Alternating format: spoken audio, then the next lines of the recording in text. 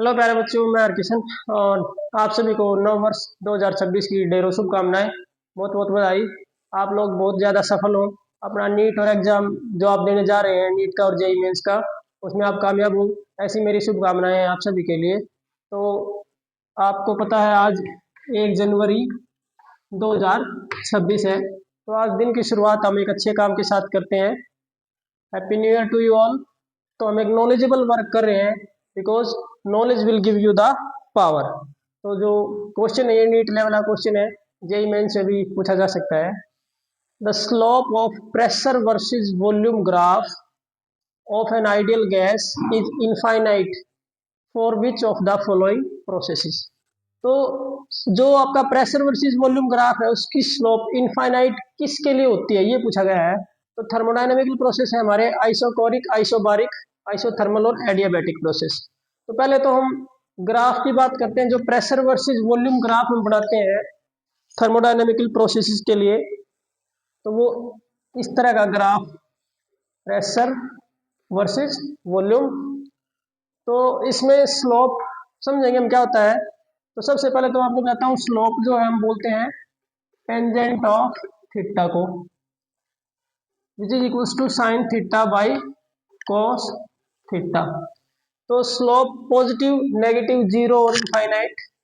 तो हम जनरली कोई भी मान लो ग्राफ बना रहे हैं, अगर वो इस तरह ग्राफ है जिसका थीटा पॉजिटिव है या थीटा आपका लेस देन 90 डिग्री है, एक्यूट है, तो टेंजेंट ऑफ थीटा की वैल्यू पॉजिटिव होती है, तो पॉजिटिव स्लोप होती है। अगर आपका जो ग्राफ है वो ऑब्ट्यूज एंगल बना रहा है, थीटा ग्रेटर देन 90 डिग्री है, तो टेंजेंट ऑफ थीटा की वैल्यू क्या होती है, नेगेटिव, उसकी स्लोप नेगेटिव होती है। और अगर मान लो हम बात करें कोई पैरेलल टू एक्स एक्सिस जाता है, तो उसमें थीटा की वैल्यू जीरो होती है, टेंजेंट जीरो आपका क्या होता है, जीरो होता है, तो उसकी स्लोप जीरो होती है।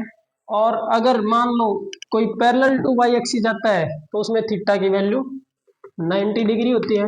और टेंजेंट की वैल्यू 90 डिग्री पर टेंजेंट ऑफ 90 क्या होता है आपका, इनफाइनाइट, क्योंकि साइन 90 तो आ गया 1 और कोस 90 आ गया 0, और 1/0 क्या होता है, इनफाइनाइट।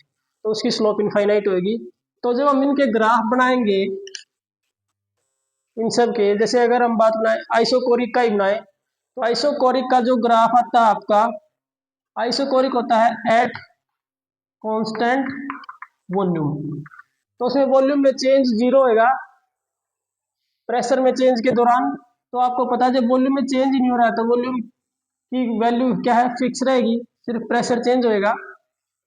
तो आइसोकोरिक का ही जो ग्राफ आता है आपका, वो एक्स एक्सिस के साथ या वॉल्यूम एक्सिस के साथ थीटा कितना बना रहा है, 90 डिग्री, और टेंजेंट 90 की वैल्यू क्या होती है, इनफाइनाइट। तो इसका आंसर वैसे तो डायरेक्टली दिख रहा है हमें, आइसोकोरिक आ रहा है। जैसे अगर हम आइसोबारिक की बात करें, तो उसका ग्राफ, क्योंकि वह एट कांस्टेंट प्रेशर होता है, एट कांस्टेंट प्रेशर आइसोबारिक, तो उसका जो ग्राफ आता है, प्रेशर की वैल्यू कांस्टेंट है वॉल्यूम के चेंज के दौरान। या जैसे अगर हम वॉल्यूम एक्सपेंशन की बात करें, वॉल्यूम बढ़ रही है बट एट कांस्टेंट प्रेशर है, तो प्रेशर का ग्राफ या प्रेशर में कोई चेंज ही नहीं होगा, तो उसकी वैल्यू क्या रहेगी, फिक्स। अब बात करें अगर हम आइसोथर्मल की, तो आइसोथर्मल एक्सपेंशन जब हम करते हैं, तो उसका ग्राफ इस तरह से आता है।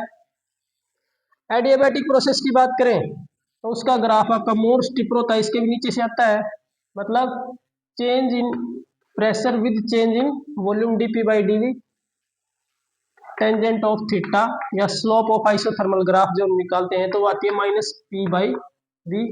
ये किसके लिए आती है, आइसोथर्मल के लिए। और अगर हम स्लोप ऑफ एडियाबैटिक निकालें, तो माइनस गामा टाइम्स p/v आती है फॉर एडियाबैटिक के लिए, जिसमें आपका गामा जो होता है, ये क्या होता है, एडियाबैटिक कोफिशिएंट, इसकी वैल्यू ग्रेटर देन 1 होती है। तो जो एडियाबैटिक का आपका स्लोप है dp/dv, वो मोर स्टिपर होता है, तो वो एडियाबैटिक वाला आपका नीचे से आएगा एक्सपेंशन के दौरान।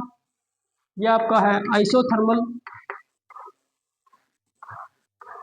ये वाला है आपका आइसोबारिक,